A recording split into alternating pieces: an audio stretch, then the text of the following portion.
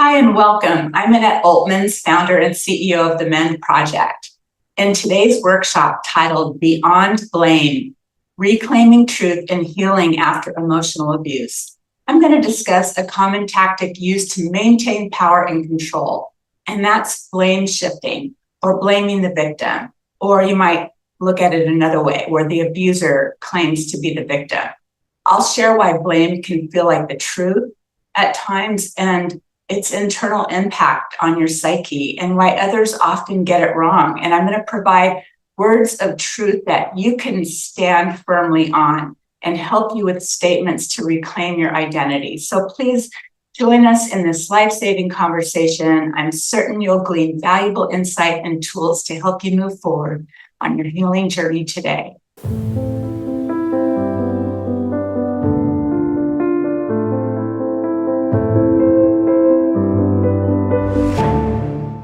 Okay, so let's get started. Beyond blame, reclaiming truth and healing after emotional abuse. That's a mouthful. This session takes a deeper look into how blame is used as a manipulative tool in abusive relationships and how to reclaim clarity, your identity, and the truth. Because blaming can cause a lot of confusion and make you wonder if you truly are at fault. So let's take a look at a few examples of what blame looks like. Let's talk about blame shifting. Blame shifting happens when the abuser places full responsibility for a problem onto the victim by manipulating the truth. It can be overt, where it's loudly spoken and intimidating, or it can be very subtle and covert and confusing to identify. And when someone blame shifts you, it can easily start to feel like they're telling the truth. In other words, at times you'll immediately be able to pick up on how obvious it is that the offender is avoiding accepting responsibility for what they did or what they said. But other times it's a form of gaslighting you into believing their lies and thinking the situation is your fault. It's so hard for us to accept that someone is lying right to our face. It's sometimes, especially if it's your partner, it's the last thing we think of. But that's what blaming is.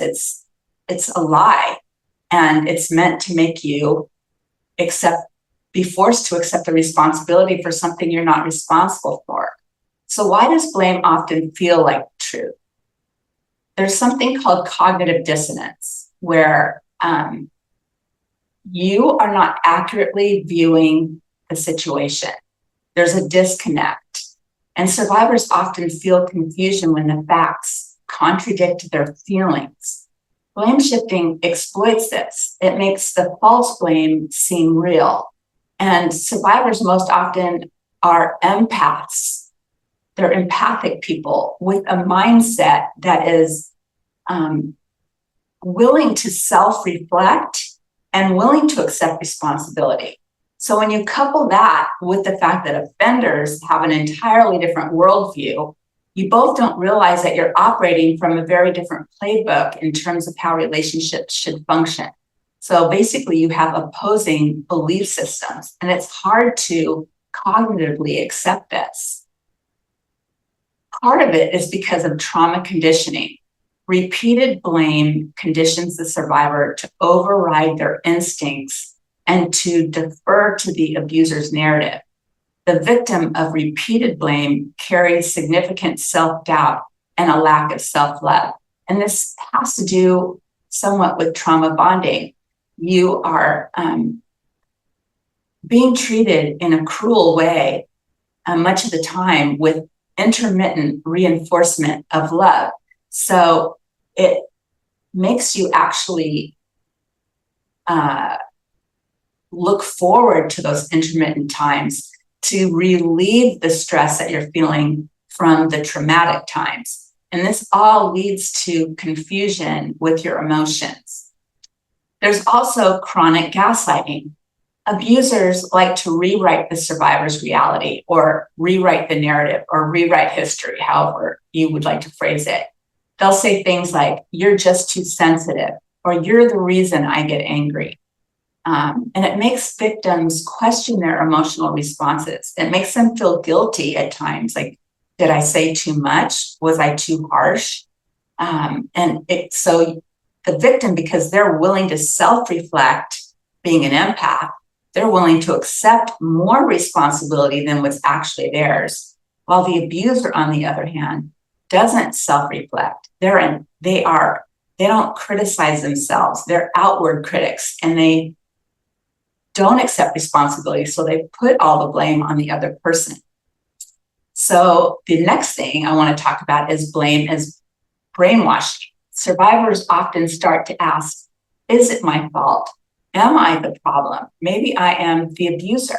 That's very common. So if you feel those things, don't think that you're the abuser. The fact that you're willing to question yourself most likely indicates that you're not that person. The abuser has made you feel responsible for abuse. And more significantly, it causes victims to question and doubt their perspective and ability to accurately judge the circumstances in front of them. So it turns everything upside down and you blame yourself. Then there's verbal abuse and power. Blame shifting strips survivors of agency. It's not just confusing, it's abusive. You feel like you lost your own autonomy and voice in the relationship, your individuality, your personhood. And I want you to really connect with your feelings, because your feelings are often the first indicator of what's actually going on. If your body responds with anxiety, it's probably because it's not an accurate scenario and you are being gaslit or blame shift, or the narrative is being rewritten and your instincts tell you something is wrong with this. Another way to really address this and overcome it is to journal your thoughts, or not your thoughts. I don't want you to journal your thoughts. I want you to journal what actually happened in a given situation. So you just literally write down the facts. You don't journal observations or anything like that. You just journal the facts. And then you put it away for a time when you can come back to it with fresh eyes. And then it's really helpful, especially when the abuser is being nice, to remind yourself and go back and read those journals to point to what you're usually experiencing. It helps you connect with reality so you don't have that cognitive dissonance. You are not inaccurately viewing the situation. The journaling helps you accurately see what's the behaviors and the patterns that are taking place. Okay, so what's the internal impact of blame? Shame loops. So in other words, survivors internalize abusive messages, leading to ongoing self-doubt and cycles of shame. In short, you feel you've done something bad, but shame says, I am bad. So think about that for a moment. If we did something bad, it's not that big of a deal. We can just say, oh, I'm sorry. Let me restate that or something. But shame says, I am bad. And that tends to be what survivors do, is they are willing to completely, there's so much self-doubt that is either caused partially from childhood attachment disruptions with their primary caregivers, to the constant downgrading by the abuser in your current relationship. So you're willing to say, you feel so much self-doubt, you're willing to say, I am bad, but that's shame. So recognize that as something that is an inaccurate message to your internal thoughts that you need to reprogram. There's isolation and silence. Offenders may say things like, your family is turning you against me. Statements like these are meant to strip you away from your support and further isolate you. Other times you may isolate yourself voluntarily because of the confusion and because you feel you're less than others. Like you almost get social anxiety and you don't want to be around others because you're so criticized by the abuser. You start to think, are other people going to view me that way? Is something intrinsically wrong with me? Maybe I'm not a good person. That's that shame factor again. And so you lose yourself. Survivors reshape themselves in attempts to prevent blame, gradually silencing their true identity and agency in the situation. Therapy for the wrong problem. This often occurs where survivors may seek therapy to fix themselves, not realizing the problem is the abuser's deflection tactics and defensiveness. Or survivors may have come to realize that the relationship problems are due to the ways the offender is manipulating them. They actually have an accurate cognitive understanding of what's happening. And this can happen if you've been in a relationship for many years, and some are fortunate enough to pick up on it sooner, but so often victims are in these prolonged relationships, and after they've tried everything under the sun to fix the relationship or to fix their partner, they start to realize it isn't me. And so they recognize that the offender is manipulating them, and they go to therapy to fix the offender and the relationship. The problem with this is that we cannot change other people. They have to want to do this deep, arduous work themselves. And it is hard work to change the mindset of an abuser. It takes a complicated set of therapeutic modalities to address their faulty thinking and faulty beliefs. And most offenders don't want to or think they need to do this kind of work. They're in denial. It's like a fish doesn't know it's wet, even though everybody looking into the water can tell that it is. Couples therapy can be highly traumatic if the therapist doesn't fully align with the survivor. And so you go to fix the problem, but you end up being re-traumatized by someone who is treating the two of you mutually, where they align with both of you. But that is not the correct way to offer therapy in abusive situations. And let me just give you one example. We do have a workshop and a blog article about why couples therapy doesn't work. So I recommend that you go and view that. But for example, if the therapist assigns even 10% of the problem to the victim, the offender will reframe it as though that 10% is 100% of the problem. And you feel unsafe in therapy, and it becomes another trauma experience. You're actually being doubly abused by the therapist.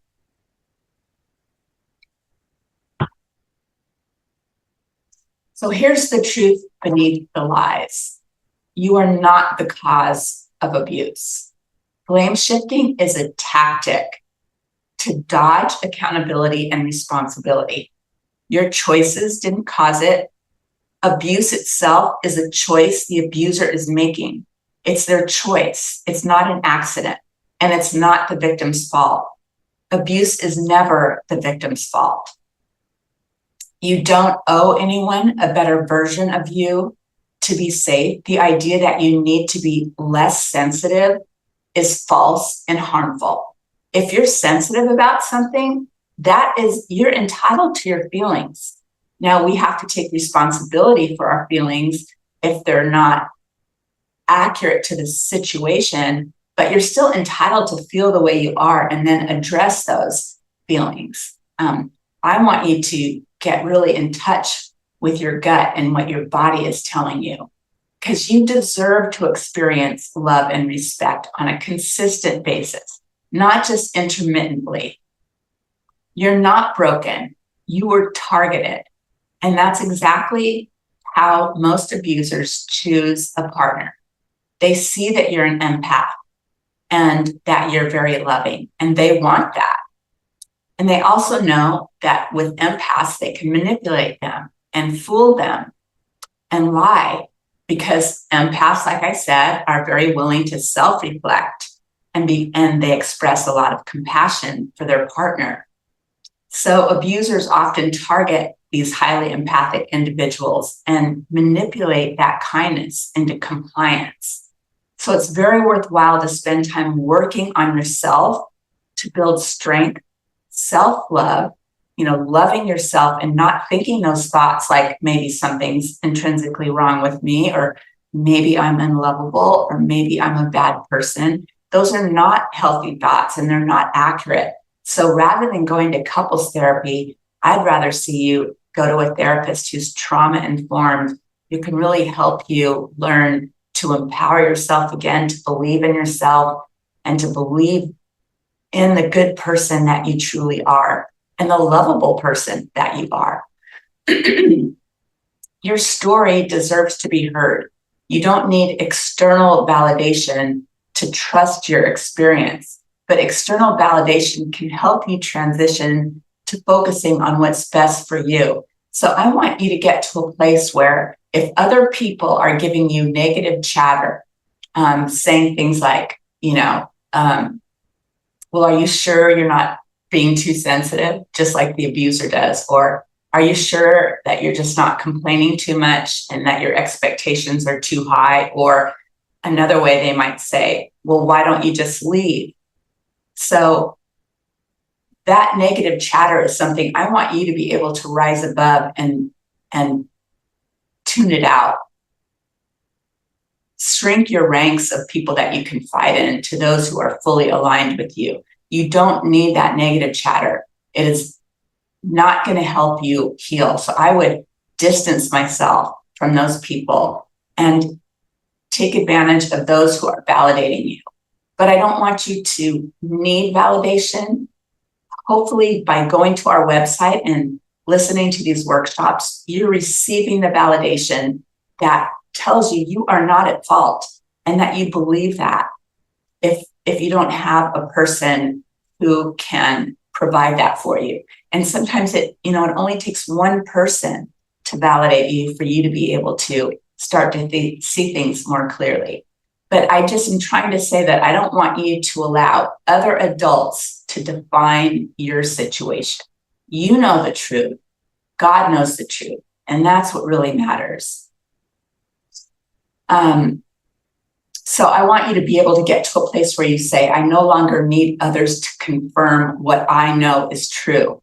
I'm stronger and I believe in myself and I believe in my self-worth. That's the goal that I want you to get to, whether it's through therapy, through going through our course, which will give you so much validation and strength. And I'll talk a little bit about that a little later. You want to reclaim reality, truth versus shame statements. So replace internal scripts like, I must have done something wrong, or like I said, there must be something wrong with me, I must not be lovable, or those types of internal messages with abuse is not my fault. I am lovable and I know my self-worth. Even to couple, like I mentioned, journaling to help you see things accurately. Stand in front of the mirror and speak affirmations into yourself. Don't say, I am lovable. Look in the mirror and say, you are lovable. And start speaking these on a regular basis, or whatever messaging you really need to hear to help you feel stronger, to help you feel validated. You can do that for yourself. Anchoring exercises. It's important to get your footing thoroughly rooted so that you're not vacillating between, is it my fault? Is it his fault? So you want to anchor yourself in order to get into the healing process. So it can be very helpful to use grounding tools like breath work when you feel triggered, being outside in nature, looking at the trees, at the birds, taking your shoes off and being barefoot on the ground, or trusted affirmations to reconnect you with your truth. There's also, I always encourage people to enroll in exercise classes or art classes, things to help you produce endorphins in your body to counteract the stress hormones that are affecting your ability to think clearly. so many stress hormones will actually cause you to have fragmented thinking and communication. And we want to do things for ourselves that's going to help us think more clearly. And so it might be uncomfortable to stretch yourself and join an exercise or art class or whatever your interests are, because you're isolating. But I want you to force yourself through that uncomfortable state that you may be in that keeps you isolated. Force yourself to put on your tennis shoes and go outside and go for a walk or go exercise. Or I love exercise classes because there's lighthearted conversation. There's nothing deep. It's just friendly faces. And all of that can help make you produce endorphins and make you feel better about yourself. Safe expression. I want to talk about that for a second. Journaling or speaking your story to a trusted friend or advocate can help validate your reality and reinforce self-trust. Sometimes just speaking it out loud helps you hear back what you're actually going through, and it helps you connect cognitively with what the truth is. Boundaries, or maybe if you don't have someone that you can trust, before I move on to boundaries, I want to say you may just want to write down your story. And I don't, sometimes this can be traumatizing, but I mean to write down a story in, maybe it's in a limited form. I don't want you to re-trigger yourself, but I want you to push through a little bit of trauma to just see the narrative that you are facing and help connect with what's actually happening. I want you to not debate your experience. You don't need to argue with yourself, with your truth. You don't need to argue it with people who are committed to misunderstanding it. So please don't put yourself in a vulnerable position with those who don't fully support you. Other adults are allowed to think what they want, even if it's wrong. That's their individuality. You're unlikely to change those types of people's minds, and trying to do so can be really traumatic because they just keep coming at you with criticisms or unwanted suggestions that are really off the mark. And I just want to encourage you to protect yourself from that. I want you to say no to blame, especially in your own head. Learn to recognize spirals, or like when you ruminate thoughts like, maybe I was too much, and you play it over and over again in your head, and you respond to yourself with self-doubt. I want you to respond to yourself with affirming truth. And this takes a cognitive effort on your part. You might need to write some of these suggestions down and put them in a safe place and pull it out to remind yourself of the kind of messaging that's going to change your internal thought processes. I want you to also protect your emotional energy. Create boundaries that support your individuality and your self-worth. Limiting who has access to your thoughts and feelings is not selfish. It's necessary.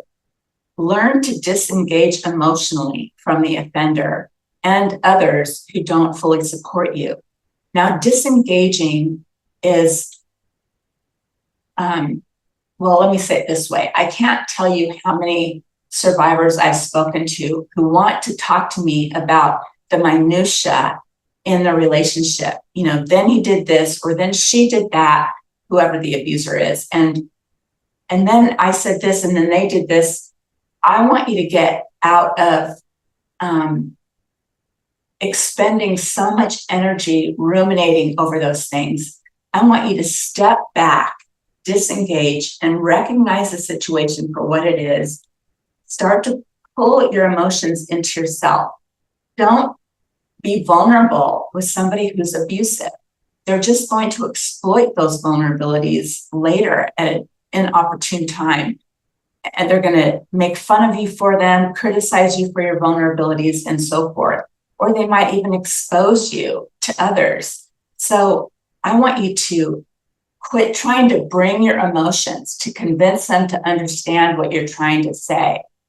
They aren't going to understand you. They're going to consistently have a stance that protects themselves to avoid responsibility and blame you. So you're pouring all this emotional energy into trying to convince them, or, maybe if I say it this way, or maybe if I say it that way, or they made this promise and they didn't keep it again, and it's been 10 times. Stop going to them to make the promise. Look at the data. They're not going to keep their promise. They're not changing. So now it's time to disengage, quit going to them, and start working on building your own strength. Start being selfish and not leaning on them for emotional support, and not longing for them to soothe you. They are the ones who are harming you. And that intermittent reinforcement it's just like a penny in the bucket. It's not something to count on. So look at it more accurately and distance yourself emotionally from that person. Don't engage in our crazy making arguments. You can just say something like, I don't share your perspective. Or, this conversation's over. I don't appreciate the way you're talking to me. Or whatever suits your situation. But I want you to protect yourself emotionally. When I mentioned talking to yourself in front of the mirror for healing affirmations, and I wanted to give you a couple. I want you to say, I'm allowed to believe myself. Give yourself permission to believe yourself. You are allowed to believe yourself. You are your best advocate. You can't count on other people to advocate for you. So many survivors want to be rescued, but God gave you the tools to rescue yourself.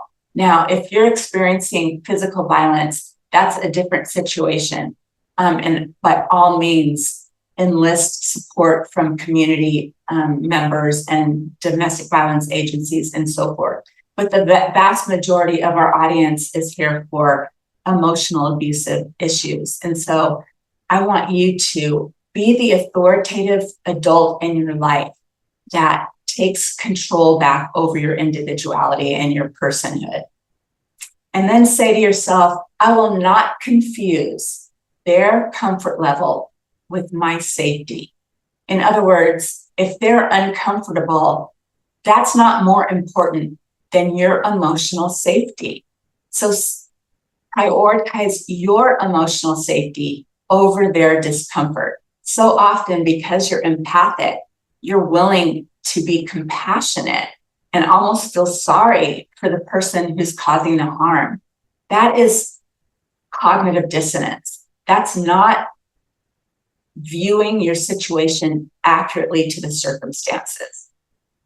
Say to yourself, I don't have to earn protection or compassion.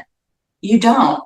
Compassion and protecting you emotionally and being a safe partner is something that a healthy relationship has naturally. And so you don't have to earn that. We all have to earn respect by being integrous, but we don't have to earn emotional safety or compassion. That's something that should come freely from your partner, unless they're abusive. And then I just want you to speak to yourself to recognize they are the ones who are the problem, not you. And then also, you might say to yourself, the truth doesn't need permission to exist.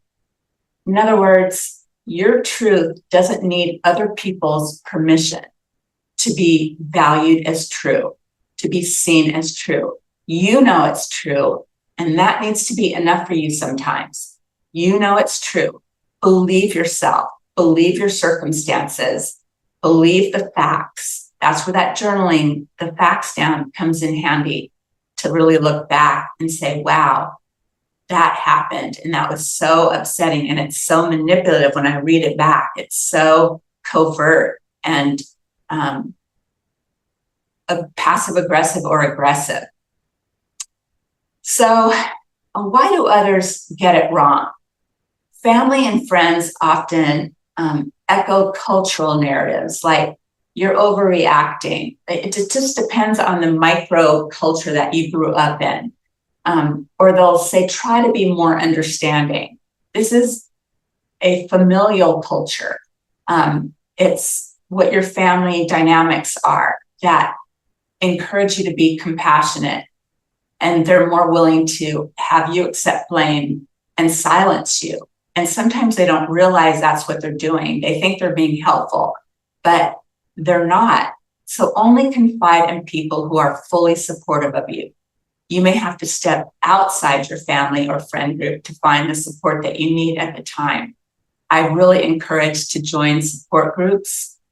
Some people think, no, it gives me anxiety to have to share my story in front of other people. Support groups don't force you to share. You can go to a support group and stay silent for several weeks until you feel comfortable taking a turn talking. But you're going to have like-minded people around you who are going to give you so much validation and compassion. I mean, there's online support groups as well as in-person support groups. A lot of churches have support groups. Sometimes domestic violence agencies do. But there's also online support groups, like Flying Free has a support group for those who are in the situation and those who have divorced somebody abusive. Cultural scripts, something I wanted to talk about too. Survivors are asked, why didn't you just leave? A question that ignores the manipulative grip of gaslighting, projection, that's where the abuser blames you for things they're actually doing, and the fear that you have. Offenders are highly skilled manipulators. So don't think for a minute that you weren't smart enough to see the truth earlier. Even Fortune 500 executives can be victims of emotional abuse. It's the clarity that sets us free. Clarity counteracts confusion. It's really understanding the dynamics of your circumstances, and that you can get in our course. It's very inexpensive, and it's only 4 modules long, and people say that it saved them a year of therapy and really jump-started their healing. Clarity is the first necessary step to healing. There's no other way around it. So you really need to understand the full breadth and depth of your circumstances in order to stop ruminating and trying to sort out the details. It will eliminate that for you by taking the course. You're going to feel confident and empowered. There's a lot of helpers out there who have good intentions, but they harm. Professionals or faith leaders may miss the signs of blame shifting, and they might validate the abuser's narrative, or they might be confused and question you just like the abuser is questioning you. Let's say the abuser falsely accuses you of something in a therapeutic session or a session with a pastor or faith leader, and you then find yourself defending yourself, and the therapist is saying, well, explain why you did that. When you didn't do that in the way that the abuser is narrating it, there might be a little bit of truth, but it's very distorted. So I don't want you to submit to what you feel in your gut is wrong or wrong advice, and know that you can stop therapy and you can stop a pastoral meeting and you can walk away at any time. You can walk away from your faith community for self-preservation. And even though I know that that is a traumatic experience for some, if your whole social community is wrapped into your faith community, but to stay in a community that's continually re-traumatizing you is not good for you. It's going to be nearly impossible for you to step on your healing journey until you distance yourself from people that are not fully supporting you. Abusers may say things like, no one else understands us, cutting the survivor off from outside clarity and truth, not wanting you to confide in other people. Or they may expose your vulnerabilities in a damaging way to gain outside support. So they'll take something you confided in them that maybe you did or said or thought years ago or felt, and then distort it to make you look like the problem. We call this scapegoating, where the abuser is trying to uplift their image at the expense of yours. So they put you down to make you look like the unstable one, like the problem child. They paint you in a way that makes other people wonder what's wrong with you. Their goal is image management and to shrink your circle of support. Okay, so this workshop isn't about blame, it's about liberation. You're not the problem. You've been targeted by someone avoiding responsibility. So if you haven't yet, I really want you to consider taking the Men Projects course. And now I'm going to talk about the course a little bit. It's called Finding Clarity and Healing in Difficult, Confusing, or Abusive Relationships. Students often say that it changed their lives, graduates who have graduated from the course.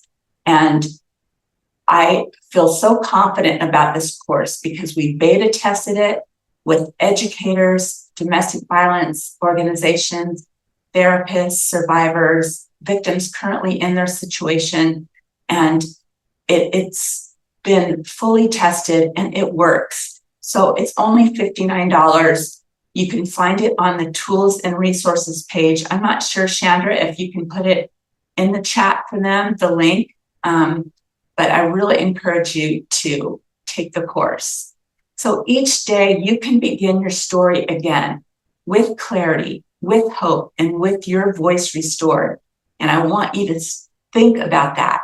Instead of thinking of how to get your partner to do or understand what you want them to understand, start thinking about what you really need to be thinking about in order to head you on a healing course.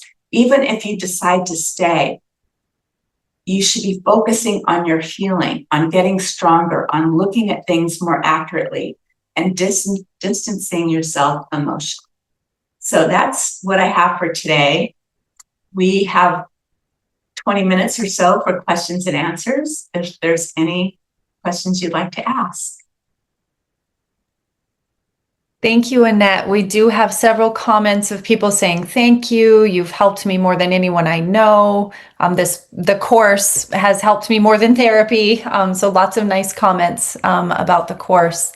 And we do have several questions here. We'll start with this one. It says, I journaled and wrote a lot during my relationship, and I never went back to rereading it during the relationship. Only now that I'm out of it, my ex broke up with me on my birthday and started dating a new partner the same week, have I realized and started to accept the extent of all the harm. How would you recommend I move forward with my truth of who I am without letting the internalized person I was told I was from getting in my way of my healing and future? Well, we talked about that somewhat. It's really changing your mindset. What I really recommend also in addition to our course is I've talked about this book many times because it addresses something very specific. There's so many good books out there that will help you heal. But if you're having internal thoughts that are downgrading you and that are believing the negative messaging that was forced upon you, I would read The Human Magnet Syndrome by Ross Rosenberg, because what he does is, he has reframed the word codependency with self-love deficit disorder. I agree with him. I don't like the word codependency. It makes it sound like something is wrong with you. Self-love deficit says you're just not caring enough for yourself. You're not believing in yourself. You have distorted thoughts about yourself even before you entered into that relationship. And those distorted thoughts come from your primary caregivers when you were a child. And if you think back, I bet you will be able to say, I've always wondered if something was wrong with me or if I was inferior. And it can come because you had narcissistic parents. That's the one part I don't like about Ross Rosenberg's book, is that he says, if you have that mindset that you're less than others, it's because you had narcissistic parents. But I think it could have also been that you had immature parents who were not they didn't have a high emotional IQ. So they didn't meet you where you were emotionally and support you and help you process your emotions and validate your emotions. So when you lack that from your primary caregivers, you haven't developed a sense of confidence in your perspective. You don't trust your perspective because you weren't given that support in your childhood. And so this book really helps you go back and re-examine those attachment disparities with your primary caregivers, helps you start to reframe your thought process. And then I really encourage you, if you can afford it, to go to a trauma-informed therapist and go there with confirming details, like maybe you bring them tools from our website that you can download for free. Maybe you bring them the Human Magnet Syndrome book and highlight certain sections that you want to work on within yourself. It takes work to change your internal belief system about yourself, your internal belief system about how you're supposed to be so accommodating to an abuser who's not treating you well, and showing them journal entries to validate your experience so they really know that you see things clearly, but you need to reprogram your thoughts about yourself. Those are just a few ideas. But I also want to say, if you can't afford therapy, simply by getting out there and engaging in social activities, I don't mean social activities with people who are unsafe. That's why I like new relationships, in a gym class, or like I said, in class. I keep saying that, but there's so many hobbies and things you could participate in. But these superficial, lighthearted conversations can really help ground you while you're working on your internal messaging. So I hope that helps. Yes, thank you, Annette. I just wanted to read a couple comments here that are so beautiful, and I hope that everyone can internalize these. One person says, "I believe in myself and my worth." Another similar one says, "I've been hiding for so long. I'm lovable and believe in my self-worth." So those are beautiful comments. We have some questions here. A person has sent a variety of text messages that they've received and are just asking if these texts are forms of blame shifting. They say, my partner will completely turn it around and it's my fault. So texts like, "You never admit you're wrong, you never apologize, you always have to be in control." And this person was away helping their daughter and received a text that says, "Glad you're having a good time up there, maybe you should stay." So wondering, are these text forms of blame shifting? Yeah, and they're trying to make you feel guilty. So that's what another aspect of blame shifting. Yes, they're blaming you for being with your daughter. I mean, come on. That is that is an example of them trying to isolate you and to remove your outside support systems, your outside relationships.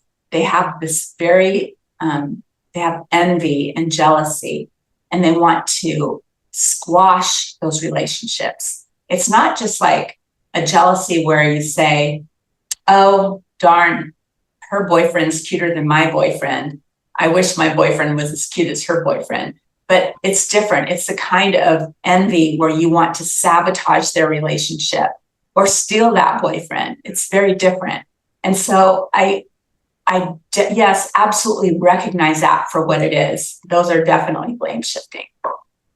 And if they say you never apologize, maybe it's because you were arguing with them to, like you raised a reasonable complaint, a concern, or a hurt, and they're defensive.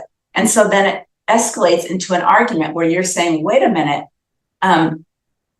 they're defensive by using multiple abusive behaviors, whether it's blame shifting, minimizing you, falsely accusing you, or making promises they don't keep, or catastrophizing the situation, blowing things out of proportion. look at our terms and definitions on our website. We have like over 30 terms that describe these manipulative behaviors that are so hard to sort out when you're in it. But yes, that is an answer to your question. All right. Is there a difference between being coercively controlled and blame shifting?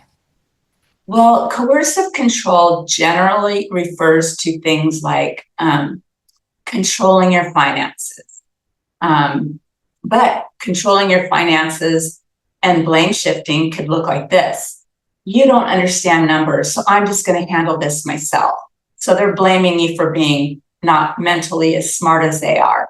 And that's why they have to take control. That would be both. But coercive control usually is limiting your contact with other people, control, like you have a job and they control your income, things of that nature. I'm drawing a blank on others. There's so many coercively controlling things that people can do, but it's meant to hold you down in a position where you're not treated as an equal person. You have less rights than they do, and they get to determine your choices. They tell you what friends you can have. They tell you your friends are bad or your family's bad, or, you know, they try to limit your contact. They try to limit your freedoms. They try to oppress you. That's usually what coercive control is talking about. Thank you for that. So here's another one. There's a common idea that I wouldn't be in this situation if I had just respected him, regardless of what he did, because men need respect in order to soften up. Is this correct? I'd love to know your thoughts on this. Women need respect. We all need respect. That's just being civilized to one another. No, you don't. You can, I don't think it's going to serve you well if, even though I understand it and I'm very compassionate about it, if you react and you start yelling. Trust me, I did this a lot. You get so frustrated and the conversation is so crazy making that you just react in a way that isn't normal to your personality. But respect is something you don't have to like submit. Are they talking about respect or submitting? You don't have to submit to abuse or submit to somebody making poor character or value decisions.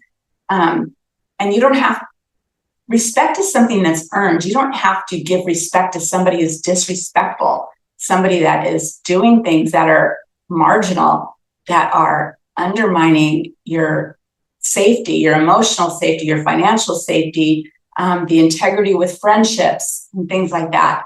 So no, I disagree with that. I know a lot of religious circles place a high priority on women respecting men. And yes, there's ways that you can confront your partner in a respectful way, but still have your voice firm. You can stay calm and just say, I don't agree with you and I don't accept that. And I won't agree to that. But that's respectfully spoken. You don't have to submit to somebody that doesn't have your best interests in mind. You deserve respect. I think that equality is essential in relationships for them to function well. Otherwise, it inadvertently fosters abuse. If there's this demand for respect to men, it so teeters so close to allowing abuse. And that's why I really think that it's essential that this is part of an abuser's faulty belief system, is they believe they're in a hierarchical position and that they have more importance over you just because they're male. And I find that to be really unhealthy. I think that the most successful, statistics show that the most successful relationships are those where each person has an equal voice, where each person's gifts are utilized in the relationship. Like, let's say the woman is a banker and she's better at managing the budget, then she handles the finances. And,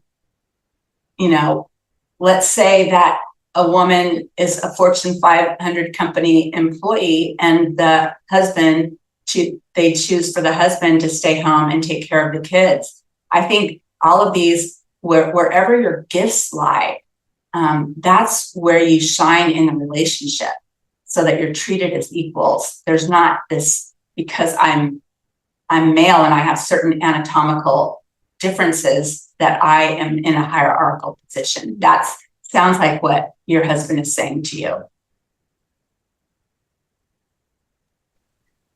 All right, thank you, Annette. Here, from what I have read, narcissistic parents are inherently extremely emotionally immature parents. That's correct. So an emotional IQ, an abuser is emotionally immature. They have low emotional IQs. They're not able to, so it could have come from early childhood trauma where they weren't allowed to express their emotions, like, don't run like a girl, don't cry like a girl, suck it up, toughen up, things like this. Instead of saying, well, tell me why you're scared or tell me why you're crying.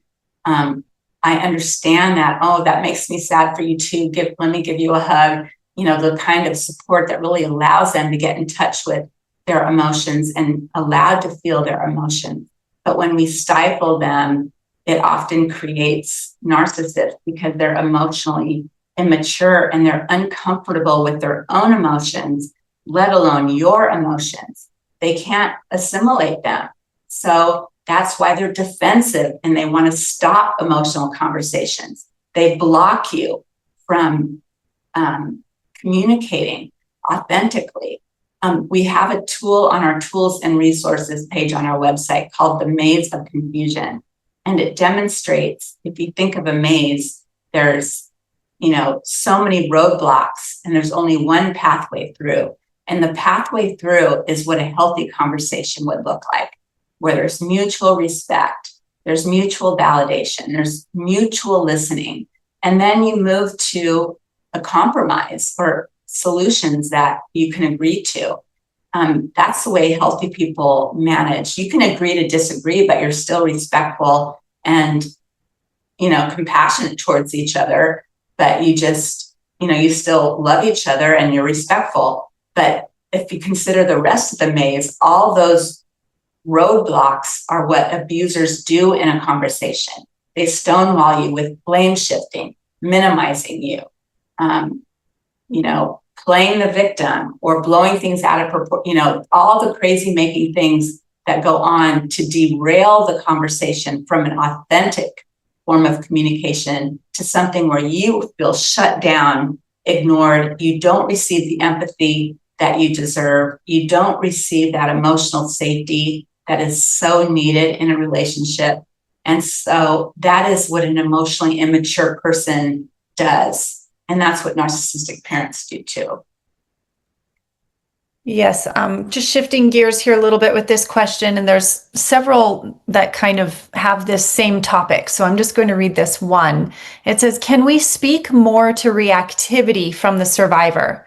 I have been less reactive over the 12-year relationship in a lot of ways until I finally break and react in a negative manner. Then self-blame comes in. Is it perhaps provoking this reactivity that is the point of the abuser? Yes, because then they get to say, look at you. Like I used to say in my marriage, I would say, it would be so frustrating and I would finally hit a breaking point and I would go, you are such a jerk. And he would go, you're calling me a jerk. I don't call you names. You're the one with the problem.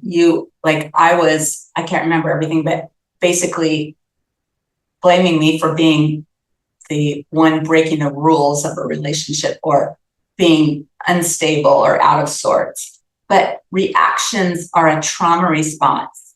It's actually an involuntary response when you are just so frustrated and traumatized. you go into a fight, flight, freeze, or appease mode. And if fight is what you go into, it's still an involuntary response. And what do you expect? Of course, you're going to be frustrated, and you have every right to be angry. That is a healthy emotion in these circumstances. And so don't allow them to reframe that to blaming you. Think of the maze and all the things they did that got you frustrated. That's why it's so important to look at our terms and definitions and our maze of confusion tools, because it will bring you so much clarity. And the more familiar you become with those terms and definition, the more you will be able to identify the favorite behaviors that your abuser uses. And so you aren't so blindsided when they happen to you in these conversations. When they blame shift, you can just say, you're blame shifting me. You're off topic. That's not what I spoke about. That's not true. What actually happened is this. I need to speak truth, and you stay calm. It helps you. But being reactive while there's recurring abuse and trauma is normal, even though I want to warn you that so often victims might throw something, or they might punch their abuser, or things like this. And trust me, the abuser will call the police, and you will be deemed in court records as the abusive one. And then if you go into custody situations, you're already mislabeled, and it's a completely distorted dynamic in court. And so I want you to really think about what it will require for you to stop reacting, the kind of support that you need, and maybe removal from the relationship. Because like I said, it's very hard to heal while you're experiencing recurring trauma. So even though it's understandable and it makes perfect sense as an involuntary trauma response, it's not an excuse that you're going to be able to use in court. And it's not going to serve you well. So I want you to try to work on that. Great, thank you. Would you recommend, outside of therapy, attending a survivors group or codependency groups? Well, if you can't find a survivor group, then I would do a codependency group. I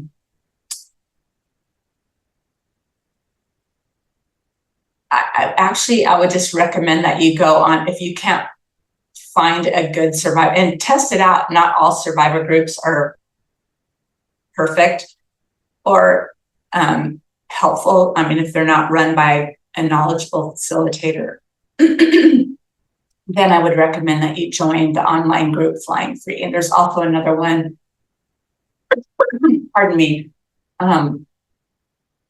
Narcissist Apocalypse. They have a support group online also. Okay. But some codependency groups are run really well, and that can be beneficial. You'll find out after going through a few meetings if you're benefiting from this. You can always leave after you've signed up. I give it a few weeks to really get a sense of what they're doing and see if it's helpful for you, or if you feel like this doesn't align with me. Trust your gut. Great. I understand why marriage counseling doesn't necessarily help. Still, I am into it now. Whenever I bring up what he did or does, he denies it, says I am a liar, twists the truth, blames me instead. The therapist always says we mutually abuse each other, and he goes out of the session always as the winner. What can I say to the therapist who always wants to be fair? Shall I stop counseling? She always says most therapists just use the 3 V's: victimizing, venting, validating. They keep the client lifelong in therapy, saying she is the victim and he is the abuser, instead of holding her accountable of her faults as well. No, that is so wrong. I would run, not walk from that therapist. There is no room for somebody there is no such thing as mutual abuse. That's not my invented statement. That comes from the National Domestic Violence Hotline. You can actually go on the National Domestic Violence Hotline website and you can put in the term mutual abuse in the search bar and you will see what they say. And you can show that to your therapist, but your therapist seems so entrenched in her beliefs that I don't think it's going to change her mind. But there is no such thing as mutual abuse. You are reacting, which is very different. You have a different mindset. You're seeking emotional connection, emotional safety, and a deeper, healthier relationship where you can be authentic and you can authentically work through you can communicate truthfully and lovingly and openly with one another. The abuser, you've proven that just by telling me he denies the truth. That is not authentic communication. He blames you for things that you didn't do, you said, or something like that, and says you're lying. There's nothing that can be accomplished in couples therapy if the therapist is not calling him out on that. I don't think he is not somebody who is a good candidate for couples therapy. How can you even work together if he's not even willing to admit what happened? There's no point to begin a discussion. It's sabotaged from the get-go. So I would much rather see you in individual counseling with a trauma-informed, an abuse-informed therapist. If you want to continue in couples therapy, I would recommend that you go to the Marriage Recovery Center and request Dr. David Hawkins, who is experienced at this stuff and he'll basically just bring the couple together for a couple of meetings, discern what's happening, and then work with the man to confront those behaviors and to unpack the deeply entrenched faulty thinking patterns and belief systems. He's skilled at that. That's what his sole focus is. And so that's the only way you're only involved in the beginning. He works with the man and you might have periodic times where you join in couples therapy, but he really recognizes that it's harmful for you to be in couples therapy. And experts in the field say it is contraindicated, meaning it is not advisable for so many reasons that I mentioned just a few. So yeah, I would get away from that person. All right. One last question in our Q&A box here. This person describes quite a long experience that she's had in her own relationship, but I'm going to get to the question.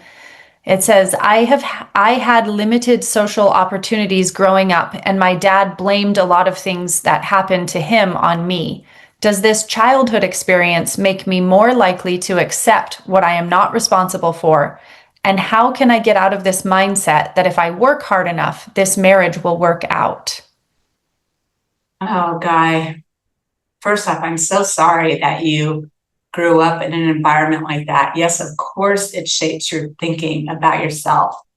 And it creates a situation where you're more willing to accommodate someone because it's familiar to you. It's not foreign. You experienced it your whole childhood growing into individuating into an adult. So, yeah, this is where I spoke about how you need to be journaling what's happening to see things factually. You need to be affirming yourself. You need to take our course. You need to read the Human Magnet Syndrome book on,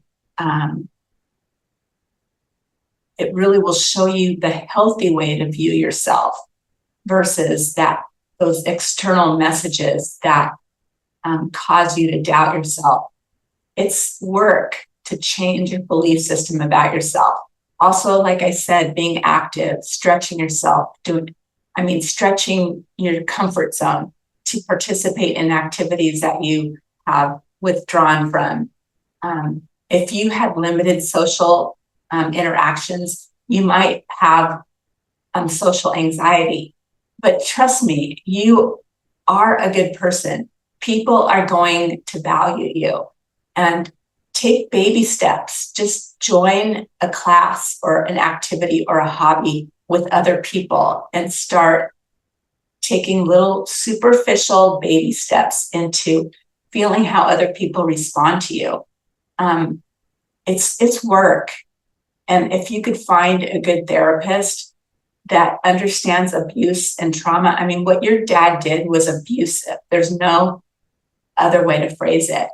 And so it takes work on yourself, and it's worthwhile effort so that you don't ever choose somebody like this again in your life.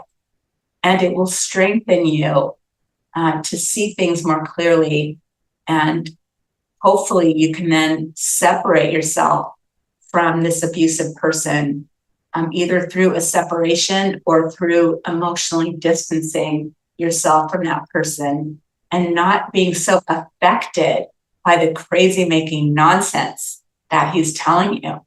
You'll become stronger and you'll be able to stand your ground. And believe me, there's a lot of power in that. When you believe in yourself and you can speak clearly and firmly, there's a lot of power in that. They can't manipulate you into, appeasing them and apologizing for things you're not responsible for, or trying harder, or working harder, exhausting yourself to try to fix a relationship.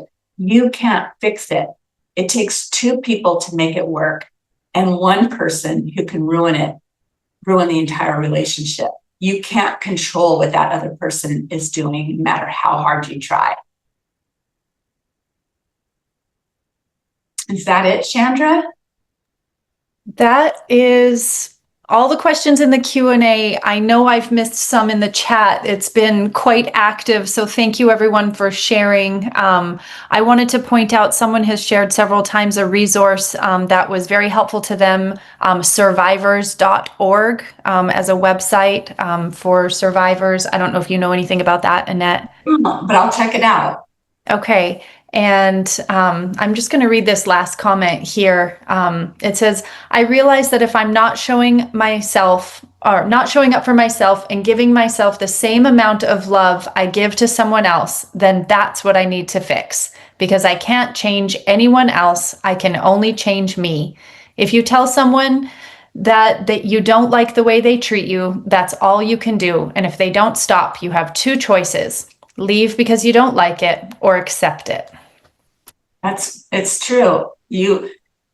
Some people can't leave for certain circumstances, but it's better to have two nickels to rub together and have your three kids in a 1-bedroom apartment than to stay in an abusive relationship. You can survive. Now, there are few situations where it's just not doable. And so the way you accept it for what it is, and you emotionally distance yourself. But I love those words. Well done. Yeah. Okay, everyone. I just thank you so much for joining us today. And I hope that you'll continue to join us at future workshops. And I hope that you will take the course if you're struggling with these things. And I just want to leave you with really spending time with yourself to care well for yourself. It takes effort, and you might have to be uncomfortable meeting new people or trying a new activity that you're not good at. But if you stick with it, I promise you'll see the healing effects on your mind and your body.